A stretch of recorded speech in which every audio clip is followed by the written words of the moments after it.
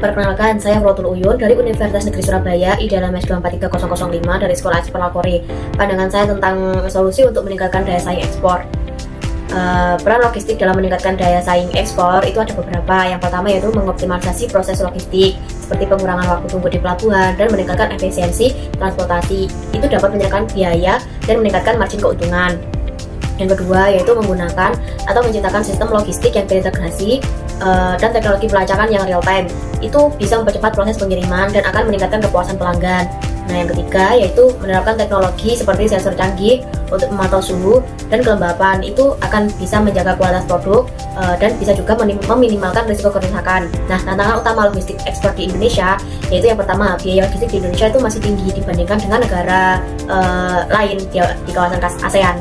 Yang kedua yaitu infrastruktur transportasi dan logistik di Indonesia itu belum merata, terutama di daerah terpencil. Nah, yang ketiga itu proses administrasi dan perizinan itu yang rumit, itu akan memakan waktu dan menjadi hambatan bagi para eksportir. Yang keempat yaitu kurangnya integrasi sistem informasi dan data antar pelaku logistik. Yang kelima yaitu keterbatasan tenaga kerja yang terampil di bidang logistik, terutama dalam teknologi dan manajemen rantai pasokan. Nah, itu akan menjadi kendala dalam meningkatkan efisiensi dan efektivitas sistem logistik. Nah, peran teknologi dalam meningkatkan efisiensi logistik yaitu teknologi pelacakan real time atau real time tracking itu akan membantu dalam meningkatkan transparansi keamanan dan efisiensi pengiriman. Dan teknologi PMS itu akan membantu dalam mengelola dan mengoptimalkan kegiatan di gudang seperti penerimaan barang, penyimpanan, dan pengeluaran barang. Nah, Transportation Management System atau TMS, sistem ini itu akan membantu mengurangi biaya transportasi dan akan meminimalkan waktu.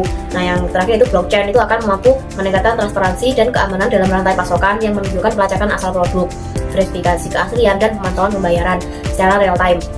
Nah, solusi pemerintah dalam mendukung efisiensi logistik yaitu pemerintah itu perlu meningkatkan investasi dalam infrastruktur transportasi dan logistik, atau ditambah lagi gitu. Nah, yang kedua yaitu pemerintah juga harus melakukan reformasi regulasi yang tujuannya untuk menyederhanakan prosedur perizinan dan bea cukai, mengurangi birokrasi, dan meningkatkan transportasi. Nah, yang ketiga yaitu pemerintah juga perlu lebih meningkatkan kualitas sumber daya manusianya di bidang logistik seperti melalui program pelatihan dan pendidikan.